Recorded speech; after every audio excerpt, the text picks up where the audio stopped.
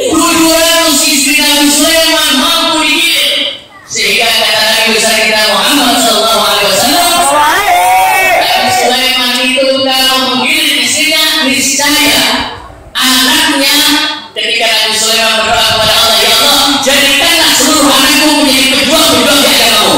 Amin. Tapi Nabi Sulaiman ada sebuah kelupaan. Apa yang dia katakan? Insya Allah. Tidak ada yang pasti di dunia ini.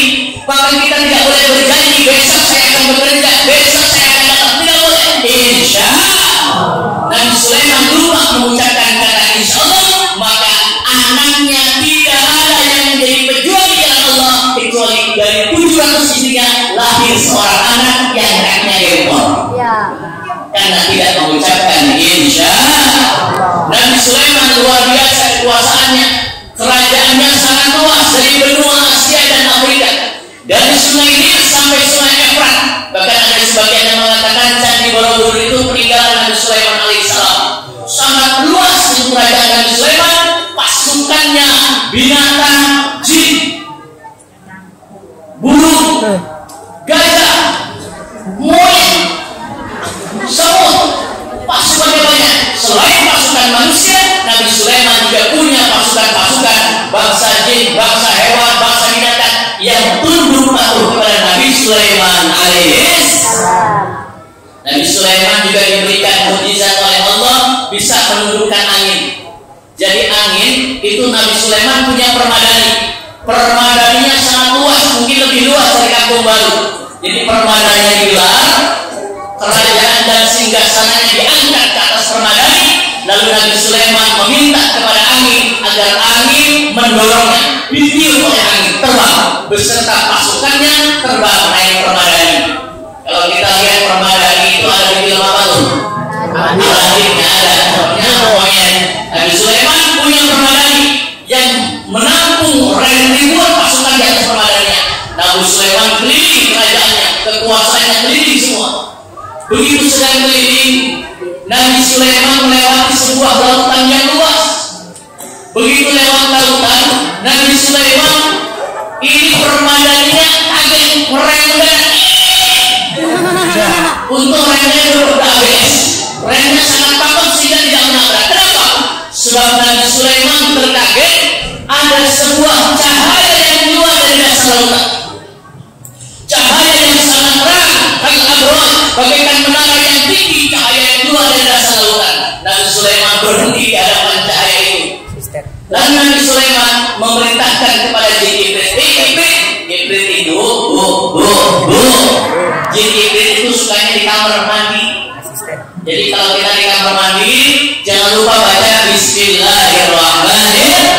Karena jin iblis itu memang ahli salam. Dia sukanya di air-air.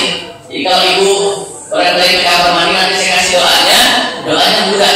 Bismillahirrahmanirrahim. Sang kamar rasa jin pertayangan elailu banas mati keburu efek mamang wewe pesesani kocok suser ngesot sundel. Itu insya Allah jin-jin pada bubar semua insya Allah. Sang kamar rasa jin pertayangan elailu banas mati keburu efek mamang wewe kocok suser ngesot sundel. Kalau bapak-bapak punya bini bawel mana? Makanya kalau pengen punya bini, bininya yang diam kagak cerewet, cari bini yang gede-gede. Insya Allah dia nggak banyak ngomong. Kalau pengen cari bini yang anteng, di rumah nggak kemana-mana, cari bini yang matanya gede.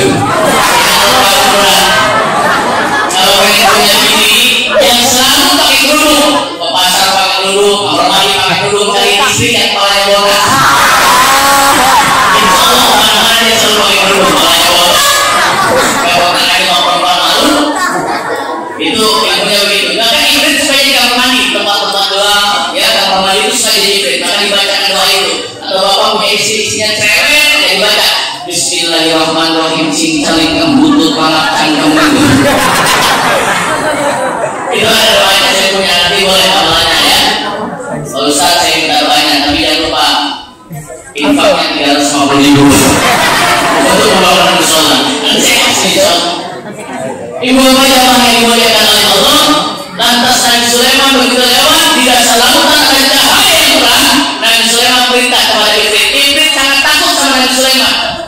bahkan ketika Nabi Sulaiman meninggal dunia 40 tahun baru diketahui bahwa Nabi Sulaiman meninggal.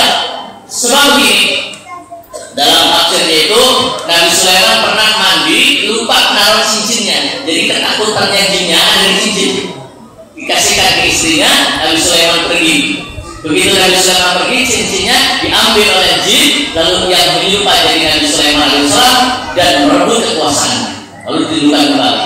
Jadi hati-hati kalau ada orang yang punya jin, ya nggak boleh, sebab jin itu kadang-kadang lupa jadi suaminya. Nah, suaminya kerja atau datang lagi, tidur bareng istrinya, keluar anak jin. Hati-hati. Bismillahirrahmanirrahim. Kalau ada suaminya balik lagi, lihatin kakinya, nempel nggak? Pegang kumisnya, bila perlu tarik kumisnya. Pegang itu bukan, jangan-jangan jin. Ya. Jin bisa nyuruh apa saja. Ibu bapak jamaah yang dimuliakan oleh Allah Subhanahu Wa Taala, jin itu diperintahkan oleh Nabi Sulaiman. Hei Sulaiman, turun ke dasar lautan. Langsung itu jin itu turun, masuk ke dasar lautan. Begitu di dasar lautan, jin Iblis melihat ada sebuah kubah seperti kubah yang ada di masjid. Kubahnya seperti mutiara, warnanya terang. Diangkat kubah itu oleh jin Iblis, diangkat ke hadapan Nabi Sulaiman alaihissalam. Begitu diangkat, kubahnya masih bercahaya terang, silau. Sehingga Nabi Sulaiman dengan baca Bismillahirrahmanirrahim mengetuk kubah itu, tok tok tok tok. Assalamualaikum. Lalu dari dalam kubah itu terbuka menjawab Waalaikumsalam. Ternyata di dasar lautan yang dalam, di dasar lautan yang gelap, ada seorang hamba Allah yang sedang bersujud kepada Allah.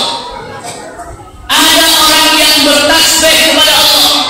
Maka ada nabi yang mukjizatnya dimakan ikan tidak mati. Siapa? Nabi Yunus alaihissalam. Ada berdiri kepada Allah.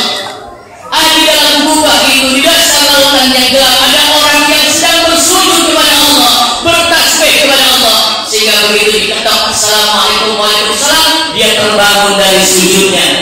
Maka orang sujud ketika sholat itu seorang hamba sedang berkomunikasi dengan Allah. Subhana rabbiyal a'la wa bihamdihi, ya Allah, Engkau yang maha luhur ya Allah, Engkau yang maha tinggi ya Allah. Curahkan keluh kesah kita ketika kita dalam keadaan sujud, karena seseorang ketika sujud menghadap Allah Subhanahu wa taala, di situ seorang hamba sedang berkomunikasi dengan penciptanya, seorang hamba sedang ngobrol dengan Allah Subhanahu. Dalam sujud kita meminta kepada Allah, ya Allah, berikanlah kami rezeki yang luas, berikanlah kami rezeki yang halal ya Allah, jadikanlah kami anak-anak keturunan kami anak-anak yang soleh dan solehah ya Allah. Di dalam sujud kita mohon kepada Allah. Begitu bangun, Nabi Sulaiman bertanya, wahai orang yang ada di dalam kubah, amalan apa yang kau lakukan sehingga Allah menempatkan kamu di tempat yang mulia ini? Bagaimana kamu makan, bagaimana kamu pipis, bagaimana kamu tidur? Lalu orang yang di dalam kubah itu bercerita kepada Nabi Sulaiman, wahai Nabi dan utusan Allah, wahai Nabi dan Raja Sulaiman, sesungguhnya Allah memberikan kemuliaan kepadaku di dalam kubah ini karena aku semenjak hidupku, sedari kecilku, aku adalah orang yang sangat takut kepada orang tua. Kemana orang tuaku pergi, aku selalu mengawalnya. Ketika orang tuaku hidup, aku ngurus orang tuanya. Begitu orang tuaku yang suami laki-laki sudah meninggal, yang perempuan aku urus ya Sulaiman. Ke pasar aku hanya berjualan daging. Ketika aku berjualan daging itu, orang tuaku yang sudah tua renta ya Sulaiman, sebagai pengabdian seorang anak kepada seorang ibu, orang tua yang renta aku gendong ya Sulaiman. Setiap hari aku ke pasar, ketika aku berjualan berdagang, orang tuaku yang sudah tidak bisa apa-apa, aku cantolin di atas pohon. Cantolin di atas pohon, dia dagangan selesai, emaknya disuapin ya Sulaiman. Emak saya suapin sehingga ibu saya makan, ibu saya pipis, saya urus sampai ibu saya meninggal dunia. Saya yakin bahwa keridhaan orang tua termasuk keridhaan Allah. Jika orang tua ridho kepada saya, maka niscaya Allah akan ridho kepada saya. Pantas ya Nabi Sulaiman, kalau saya diberikan tempat yang mulia ini, maka Allah menempatkan aku di dalam kubah yang tanpa ada orang yang tahu. Aku bisa bersujud di sini, aku bisa ngobrol di sini, aku bisa ngopi di sini, aku bisa merokok di sini, bahkan aku bisa jalan-jalan ke mall ya Sulaiman. Kok bisa? Iya, kubah yang terlihat kecil ternyata mempunyai keajaiban yang luar biasa. Bagaimana kau membedakan siang dan malam? Jadi kalau siang kubahnya itu tembus matahari, kalau malam kubahnya itu tembus bintang-bintang. Semua nampak tidak ada bedanya dengan manusia yang hidup di dunia luar sana ya Nabi Sulaiman. Inilah kemuliaan yang Allah berikan kepada saya karena bakti saya kepada orang tua saya, maka Allah menempatkan saya di tempat dan derajat yang mulia. Alhamdulillah. Nabi Sulaiman menangis, lalu Nabi Sulaiman kembali ke kerajaannya dan ngurusin kuburan bapaknya Nabi Daud alaihissalam. Maka dalam sejarah ketika Nabi Daud ayah Nabi Sulaiman alaihissalam meninggal dunia, yang pengurusan luar biasa itu adalah Nabi Sulaiman. Ambil kain kafannya, ambil bunganya, bahkan Nabi Sulaiman memerintahkan kepada seluruh untuk menutupi jangan sampai jasad Nabi Daud terkena sinar matahari, dipayungi oleh burung-burung elang dan burung-burung yang bersayap-sayap. Bukan di dalam tafsir Al-Marwazi dan di dalam tafsir Ibnu Katsir. Maka mari di bulan Ramadan ini mudah-mudahan amal ibadah kita dilimpahkan oleh Allah Subhanahu wa taala. Salah satu syarat agar kita bisa sukses dalam kehidupan ini bakti kepada orang tua kita. Terima kasih. Wassalamualaikum warahmatullahi wabarakatuh.